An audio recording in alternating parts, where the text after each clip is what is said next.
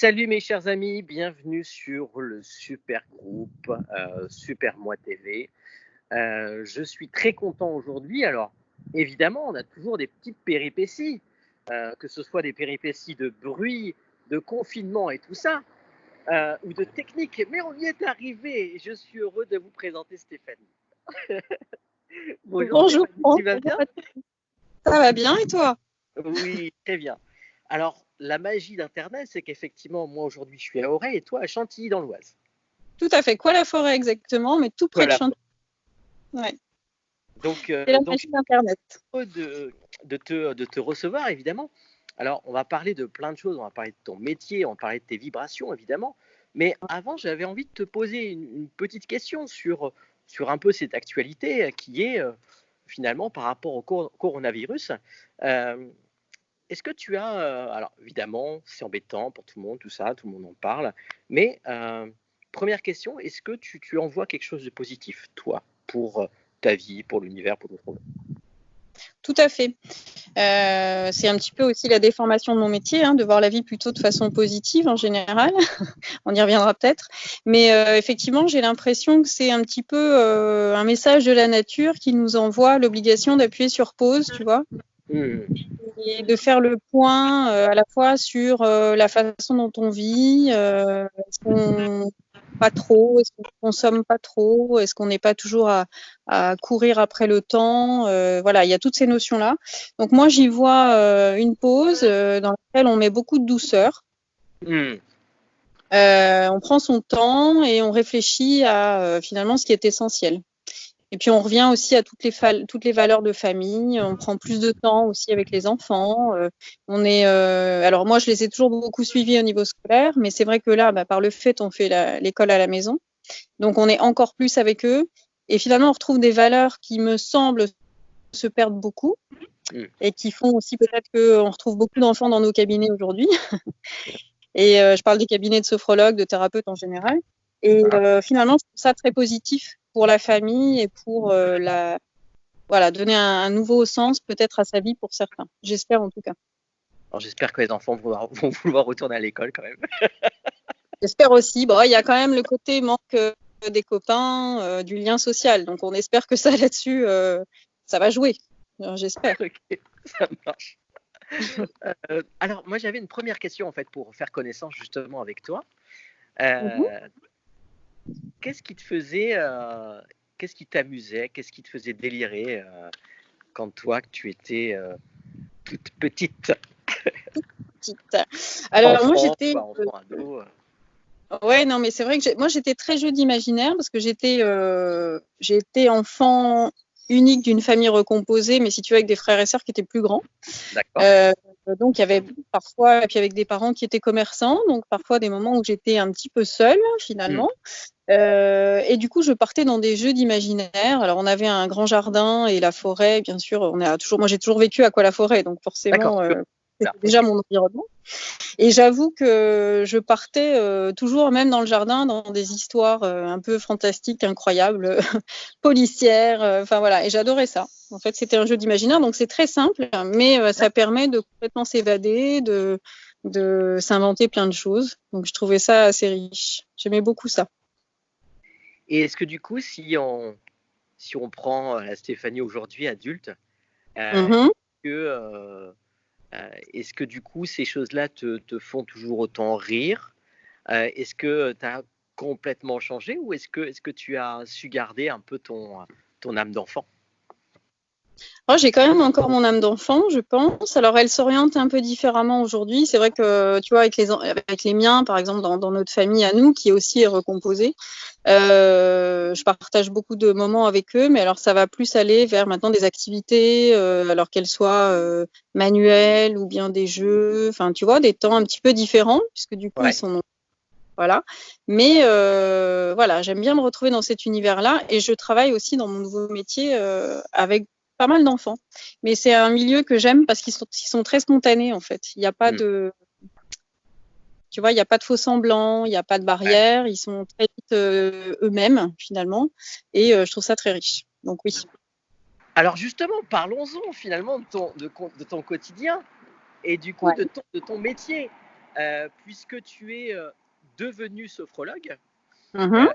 Et comme nous, on se connaît un petit peu quand même, tout ça est relativement récent, même Tout si à c'est fait. quelque chose que tu as cheminé, évidemment. Oui, bien Euh, sûr. mais effectivement, tu es sophrologue. Est-ce que tu peux nous en parler et en parler un petit peu plus?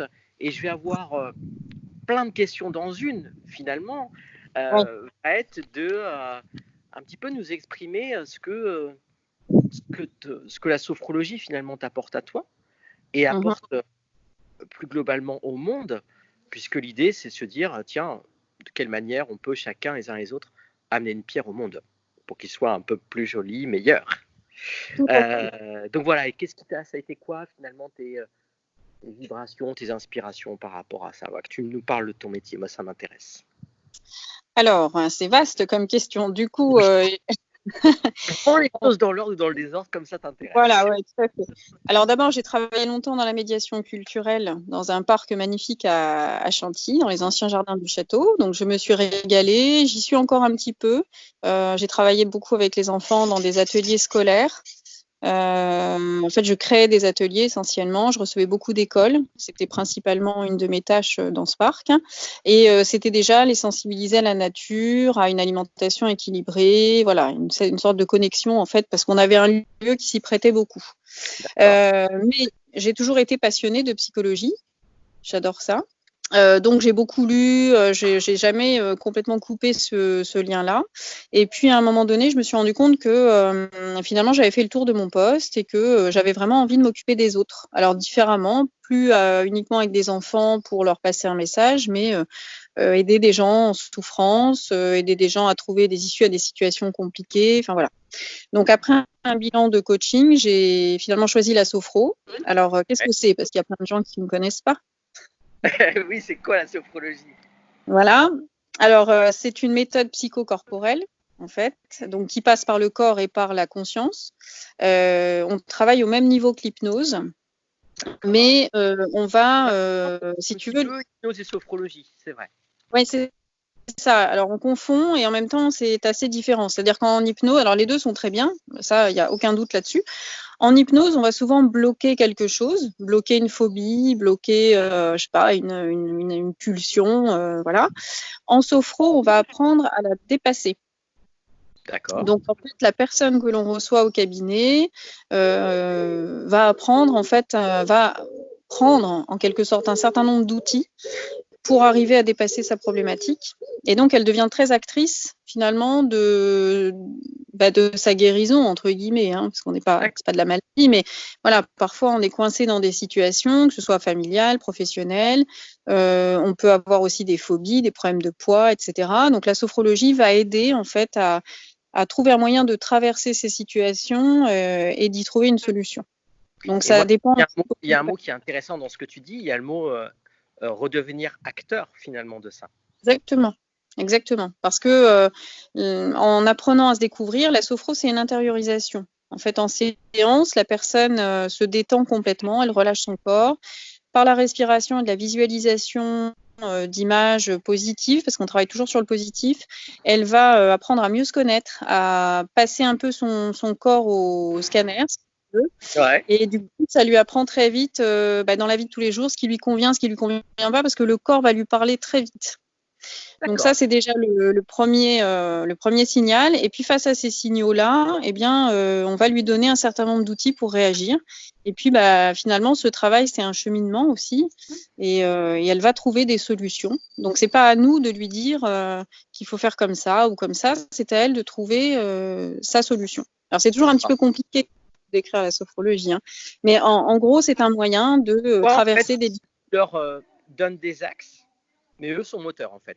Est-ce que c'est un Tout peu ça? à fait. Tout D'accord. à fait. On va leur donner des techniques de visualisation, de respiration, etc., qui vont les aider en fait à traverser des moments difficiles.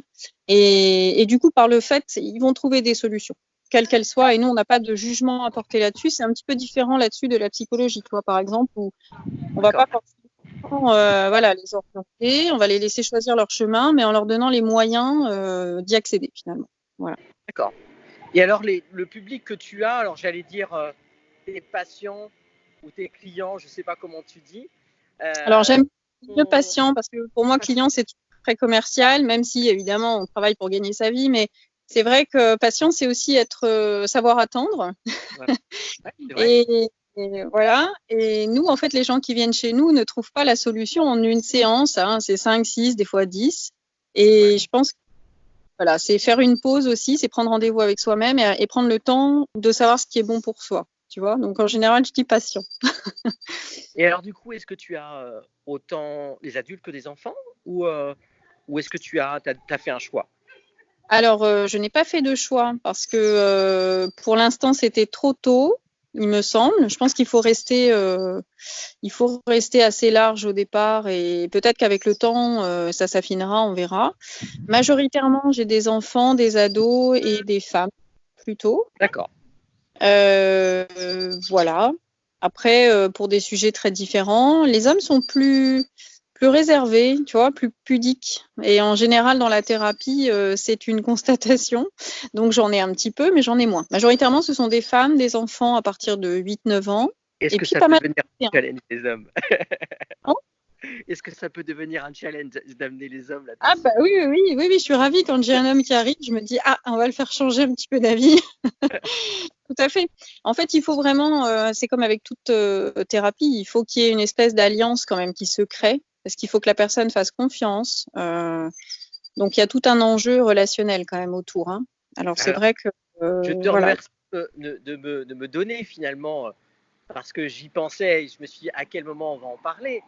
Ouais, Tu sais que dans Super Moi TV, on parle beaucoup de confiance et tout de à fait. confiance en soi.